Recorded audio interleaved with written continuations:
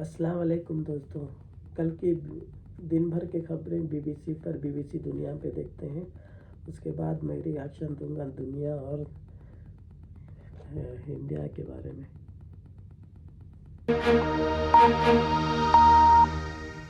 BBC दुनिया में आज देखिए, उत्तरी गजा में वापस क्यों लौट रहे हैं लोग। गजा में पिछले 24 घंटों में मारे गए हैं 436 लोग। इजरायली सेना का दावा, रविवार को गजा के अंदर दाखिल हुए थे इजरायली सैनिक, जिनमें से एक इजरायली सैनिक की हुई थी मौत। स्वागत है आपका बीबीसी दुनिया में। मैं हूं विदित मेहरा। इसराइल फलस्तीन संघर्ष के तमाम पहलुओं की चर्चा होगी आज कार्यक्रम में, लेकिन पहले हेडलाइंस। पाकिस्तान के पूर्व प्रधानमंत्री इमरान खान पर आरोप तय, एक रैली में खुफिया दस्तावेज दिखाने का है उन पर आरोप। इमरान खान ने आरोपों को किया खारिज। ईरान में कोमा में जाने वाली 16 साल की अरमिता गिरेवंत को अब बताया जा रहा है ब्रेन डेड। तेहरान मेट्रो में सफर करते वक्त गिर गई थी अरमिता। मानवाधिकार कार्यकर्ता पूरे हादसे के लिए मोरालिटी पुलिस को ठहराते हैं जिम्मेदार। No, I will not share stage with him. Mizoram के सीएम जोरमथंगा क्यों नहीं करेंगे पीएम मोदी से मंच साझा, दिखाएंगे बीबीसी की उनसे एक्सक्लूसिव बातचीत में। हम नवरात्रि में ये रामायण का प्रोग्राम दिखाते हैं फॉर अवेयरनेस। और दिखाएंगे पाकिस्तान में कैसे मनाया गया नवरात्रि का त्योहार। इनमें से कुछ अहम खबरों की चर्चा आज बीबीसी दुनिया में।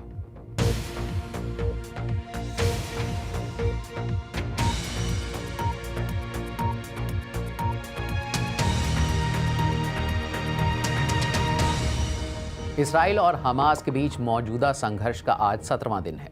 दोनों तरफ से हमलों का सिलसिला जारी है। गजा में मृतकों की संख्या 5000 से ज्यादा हो गई है और लाखों लोग विस्थापित हो चुके हैं। इस बीच 2 अमेरिकी नागरिकों को छोड़कर उन लोगों की रिहाई अभी तक नहीं हो पाई है, जिन्हें 7 अक्टूबर को हमास ने हमला करने के बाद बंधक बनाया था। कवर स्टोरी में आज इन पहलुओं की चर्चा।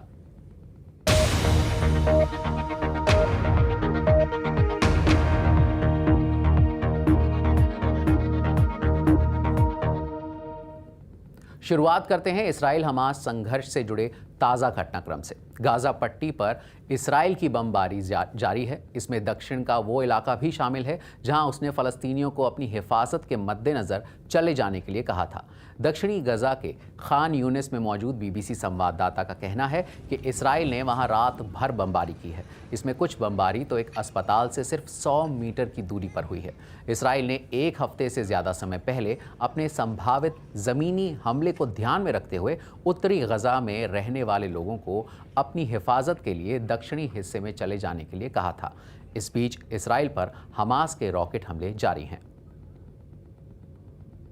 हमास का कहना है कि गजा पर इजरायली बमबारी में अब तक 5000 से ज्यादा लोग मारे जा चुके हैं। इस महीने की शुरुआत में इसराइल पर हमास के हमले में 1400 से अधिक लोग मारे गए थे। इजरायली सेना ने गजा में बंधक बनाए लोगों का नया आंकड़ा भी जारी किया है और कहा है कि 222 लोगों को हमास ने बंधक बना रखा है। वहीं इजरायली रक्षा मंत्री योआव गैलेंट ने कहा है कि मिलिट्री ऑपरेशन का अगला चरण जल्द ही होगा। उन्होंने चेतावनी दी है कि ये मुहिम 3 महीने तक चल सकती है और दोहराया कि हमास को आखिरकार खत्म कर दिया जाएगा। बीबीसी संवाददाता वायरी डेविस ने गजा के हालात का जायजा लिया। उनकी इस रिपोर्ट के कुछ दृश्य आपको विचलित कर सकते हैं। सेंट्रल गजा के अल अक्सा हॉस्पिटल में हताहतों को लाने का सिलसिला जारी है। ये उस जोन से बाहर है जहां इसराइल ने लोगों से भागने के लिए कहा था। ये पता नहीं है कि हताहतों को कहां से लाया जा रहा है, लेकिन इनमें कई बच्चे भी शामिल हैं। कुछ दृश्य इतने विचलित करने वाले हैं कि हम आपको दिखा नहीं सकते। हमने कई बच्चों की लाशें देखी हैं। हम यहाँ तड़के से ही हैं और अस्पताल लाशों से भरा हुआ है। ये उन शवों के अलावा हैं जो रेफ्रिजरेटर्स में रखे हुए हैं। लाशें इतनी ज्यादा हैं कि हमारे पास सबके लिए कफन भी नहीं है। इसराइल 7 अक्टूबर को हुए हमास के हमलों के जवाब में उसके सामरिक ठिकानों को निशाना बना रहा है। हमलों की वजह से गजा पट्टी के कुछ हिस्से एकदम तबाह हो चुके हैं। फलस्तीनियों का कहना है कि इसराइल अंधाधुंध बमबारी कर रहा है, जिसकी वजह से हजारों लोग मारे गए हैं। गजा से अब कोई बाहर नहीं निकल पा रहा है, लेकिन कल मिस्र की सीमा से राहत सामग्री से भरे 1 दर्जन से ज्यादा ट्रक यहां पहुंचे हैं, जिनमें खाने पीने का सामान और दवाएं शामिल हैं। लेकिन संयुक्त राष्ट्र का कहना है कि 20 लाख से अधिक आबादी के लिए हर दिन लगभग 500 ट्रक राहत सामग्री की जरूरत है। हमारे सूत्रों के मुताबिक 30% बुनियादी ढांचा तबाह हो चुका है। संयुक्त राष्ट्र का कहना है कि इसराइल की बमबारी से बचने के लिए दक्षिण की ओर भागे अधिकतर लोग अब उत्तरी गजा में अपने घरों की ओर लौट रहे हैं, जहां बमबारी हो रही है। कुछ लोगों को यदि नियमित रूप से इंसुलिन नहीं मिली तो वो बच नहीं पाएंगे। गजा में 50,000 गर्भवती महिलाएं हैं। उन्हें जिंदा रखने के लिए सबसे पहले पानी चाहिए। लेकिन हालात बदतर होते जा रहे हैं। गजा के हवाई हमलों में अपना लक्ष्य हासिल करने का इंतजार कर रहे हजारों इस्राएली सैनिक टैंक और भारी बख्तरबंद वाहन जमीनी कार्रवाई के लिए तैयार खड़े हैं। मुझे इसमें कोई संदेह नहीं है कि हमास को कमज़ोर करने और उसे प्रभावी रूप से नुकसान पहुंचाने के लिए इजरायल को ज़मीनी कार्रवाई करनी होगी। साथ ही उसे इस क्षेत्र में अपनी ताकत की नुमाइश करनी है और दुनिया के साथ साथ अपने बाकी दुश्मनों को भी अपनी क्षमता बताना है। मुझे लगता है कि इसमें बस कुछ ही दिन लगेंगे। लेकिन इसराइल को पता है कि गजा में जमीनी हमले से क्षेत्र में संघर्ष का दायरा बढ़ सकता है। फलस्तीनी वेस्ट बैंक के शहर जेनिन में इसराइल का कहना है कि उसने हमले की तैयारी कर रहे हमास के एक सेल को निशाना बनाया है। उधर दक्षिणी लेबनान में सीमा पार झड़पों के बाद इसराइल के प्रधानमंत्री ने हिजबुल्लाह लड़ाकों और उनके समर्थक ईरान को दूर रहने की चेतावनी दी है। इस्राएली सैनिकों से मुखातिब हुए प्रधानमंत्री नेतन्याहू ने कहा है कि हिजबुल्लाह यदि जंग में कूदता है तो ये उसकी सबसे बड़ी गलती होगी और उन्हें मुंहतोड़ जवाब दिया जाएगा। लेकिन नेतन्याहू इस बात को नहीं भूल सकते कि 200 से अधिक इस्राएली और बाकी देशों के नागरिक गजा में हमास के बंधक हैं, जिनके परिवारों को लगता है कि इस्राएल के हमले से उनकी जान पर खतरा बढ़ जाएगा। अमेरिकी राष्ट्रपति जो बाइडेन और इसराइल के प्रधानमंत्री बेंयामिन नेतन्याहू दोनों ही कह चुके हैं कि गजा में राहत सामग्री पहुंचने का सिलसिला जारी रहेगा। दोनों नेताओं ने रविवार देर रात फोन पर बात की थी और आज तीसरे काफिले में 1 दर्जन से अधिक ट्रक मिस्र से रफा क्रॉसिंग के रास्ते गजा के लिए रवाना हुए। राहत एजेंसियों का कहना है कि गजा में फ्यूल की सप्लाई भी ज़रूरी है क्योंकि अस्पतालों में सिर्फ 3 दिन का ईंधन बचा हुआ है। लेकिन इसराइल का कहना है कि वो फ्यूल ले जाने की इजाज़त नहीं दे रहा क्योंकि ये हमास के हाथ भी लग सकता है। बीबीसी के गजा संवाददाता रुश्दी अबू अलूफ ने गजा के दक्षिणी इलाके में खान यूनिस में बने अस्थायी राहत शिविरों का जायजा लिया। इन तंबुओं में लगभग 2000 परिवार रह रहे हैं। ये उत्तरी गजा से विस्थापित हुए लोग हैं। इन कैंप्स को संयुक्त राष्ट्र की राहत एजेंसी ने बनाया है। मैंने यहाँ कुछ लोगों से बात की और उनका कहना था कि यहाँ पानी मिलना मुश्किल है। उन्हें खाना भी बड़ी मुश्किल से मिल रहा है। बाथरूम भी एक बड़ी समस्या है। सुरक्षा के हालात भी चिंताजनक हैं क्योंकि बीते 2 हफ्तों में हमास लगातार इस्राएली निशानों पर रहा है। यहाँ आसपास सुरक्षा का कोई इंतज़ाम नहीं है। ये तंबू इस बात का उदाहरण है कि उत्तरी हिस्से से विस्थापित हुए लोग गजा सिटी में कितने मुश्किल हालात में रह रहे हैं। इन गाजा सिटी इसराइल ने लेबनान में हिजबुल्लाह के लड़ाकों पर भी नए हवाई हमले किए हैं। इस्राएली सेना का कहना है कि उसने बीते 24 घंटे में हिजबुल्लाह के कुछ ठिकानों को निशाना बनाया है। इसराइल लेबनान सीमा से लगने वाले इलाकों में हाल के दिनों में झड़पें तेज हुई हैं। ईरान हिजबुल्लाह का समर्थन करता है। अमेरिकी अधिकारी ईरान को पहले ही चेतावनी दे चुके हैं कि वो इस संघर्ष को और नहीं बढ़ाए। मौजूदा कूटनीतिक कोशिशों के बीच लेबनान की क्या भूमिका है, बता रहे हैं इयन पामिटर, जो लेबनान में ऑस्ट्रेलिया के राजदूत रह चुके हैं और मध्य पूर्व मामलों के जानकार हैं। मुझे लगता है कि लेबनान के लोग इस मामले में खुद को असहाय पाते हैं। मैंने लेबनान के राष्ट्रपति का इंटरव्यू देखा है जिसमें एक सवाल के जवाब में उन्होंने सीधे ये कह दिया कि ये सब मेरे हाथ में नहीं है। और ये बात सही भी है क्योंकि ये सब लेबनान नहीं बल्कि ईरान के हाथ में है।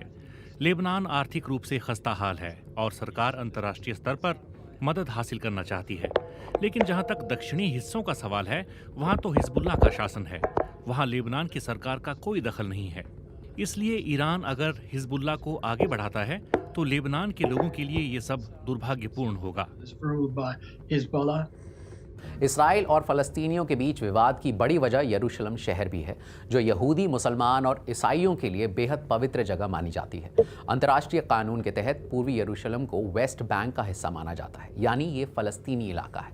हमास और इसराइल के बीच जारी संघर्ष को लेकर पूर्वी यरूशलेम में रहने वाले इसराइली और फ़लस्तीनी क्या सोचते हैं, जानिए बीबीसी संवाददाता क्लाइव मायरी की इस रिपोर्ट में। कब्जे वाले पूर्वी यरूशलेम में कुछ फ़लस्तीनी और यहूदी एक दूसरे से खास दूरी रखना पसंद करते हैं, लेकिन वो रहते आमने सामने हैं। पश्चिमी दीवार, जिसे यहूदी अपना पवित्र स्थल मानते हैं, वहाँ पहुँचने के लिए आप दमिश्क गेट से यरूशलेम के पुराने शहर में दाखिल होते हैं। ये फ़लस्तीनियों के लिए एक महत्वपूर्ण सांस्कृतिक प्रतीक है। और इस बीच अल वादी सड़क पर इस बात को लेकर अलग अलग राय है कि इस प्राचीन जगह पर वाकई में किसका अधिकार है। हयात अली 78 साल की हैं और गजा की घटनाओं को दुख के साथ देख रही हैं। हम दुआ और रोने के अलावा कुछ नहीं कर सकते, कुछ भी नहीं। भगवान हम सबकी मदद करे।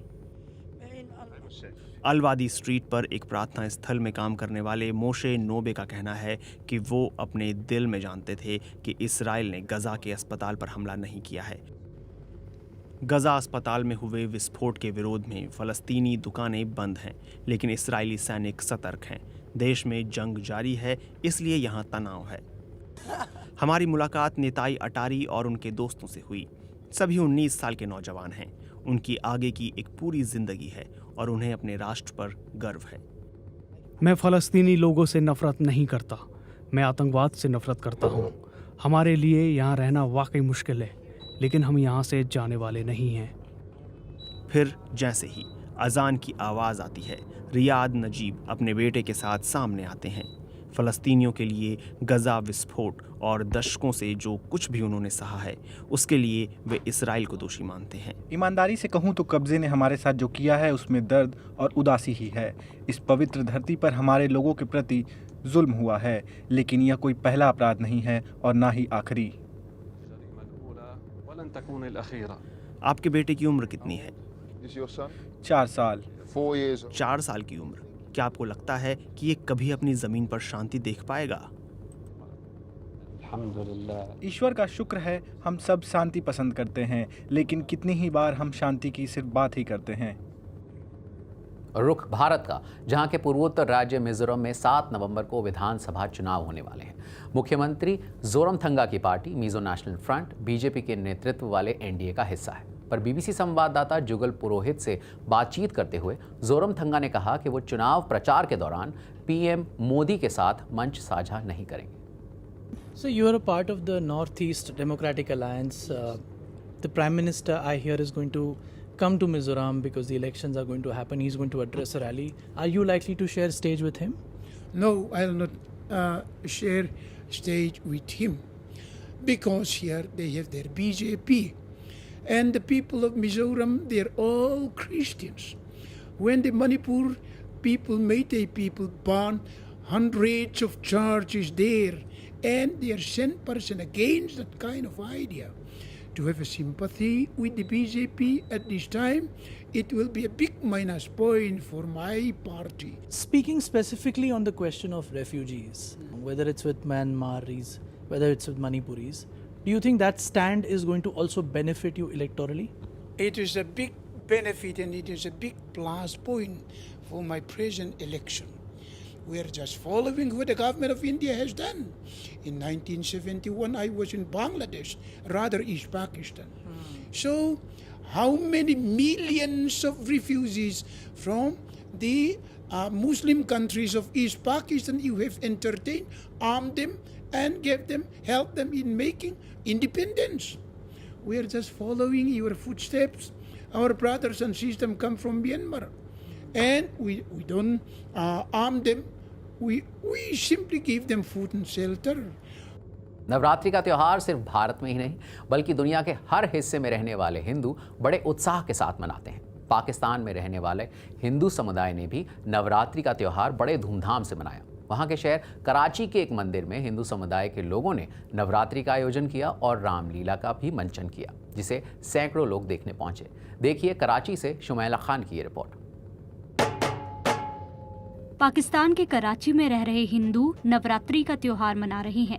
ये पंडाल वहां के स्वामी नारायण मंदिर में बनाया गया है, जहां लोग बड़ी संख्या में जुटे हैं। इस त्योहार के लिए लोगों ने बहुत तैयारी की है।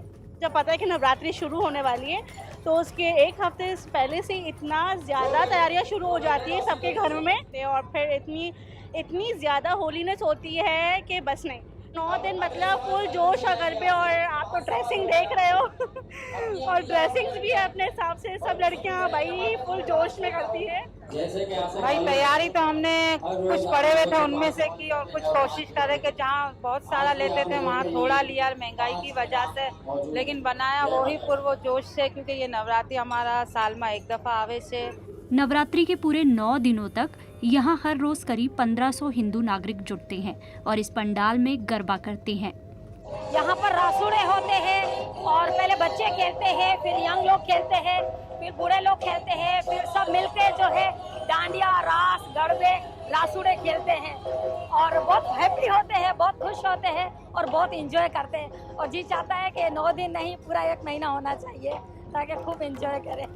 गरबा के बाद इसी पंडाल में रामलीला का भी आयोजन होता है, जिसमें हिस्सा लेने वाले कलाकार अपनी परफॉर्मेंस की तैयारी में व्यस्त हैं। पवन श्री राम का किरदार निभा रहे हैं। एक्चुअली जो रोल जो अहमियत है, ये भगवान विष्णु का अवतार थे, भगवान राम। ये बुराई पे अच्छाई की जीत थी। इस वजह से हम नवरात्रि में ये रामायण का प्रोग्राम दिखाते हैं फॉर अवेयरनेस। लोगों में अवेयरनेस फैले, लोगों को पता चले भगवान राम के बारे में कि वो किस स्वभाव के थे, उनका नेचर कैसा था, तो लोग उनकी जो नेचर है उस पर अमल कर पाएँ। तो इस वजह से ये हम पूरा प्रोग्राम दिखाते हैं। कराची के स्वामी नारायण मंदिर में साल 1961 में नवरात्रि के दौरान हिंदुओं ने रामलीला का मंचन शुरू किया था। तभी से ये परंपरा बदस्तूर जारी है। तो कार्यक्रम से जुड़े किसी भी टॉपिक पर आप मुझे ट्वीट कर सकते हैं। मेरा ट्विटर हैंडल है @bbcwithin। आज के लिए इतना ही।